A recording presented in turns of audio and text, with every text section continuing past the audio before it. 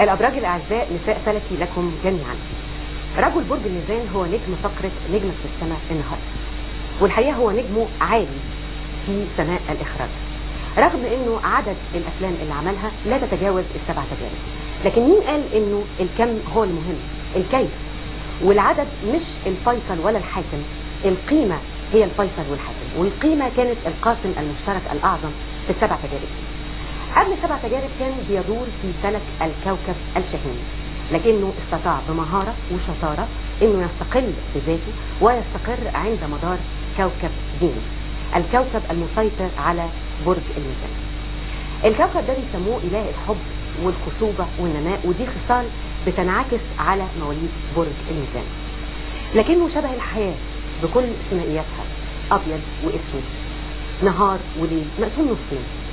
بالنسبة لملامحه الفلكية الأخرى، أسعد أيامه يوم الجمعة، أحب ألوانه اللون الكحلي، وأحلى رقم بالنسبة له بيتفائل بيه رقم 3، وده له دلالة فلكية، وهي إنه حياته بتتغير كل 3 سنين.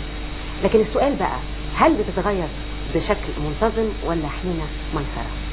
معايا ومعاكم نجم برج الميزان المخرج خالد بيه. خالد، ازاي؟ اهلا بيك. عامل ايه؟ منور. الحمد لله، ربنا يخليك. خد بالك ان ده مخلوقه برضه. تمام.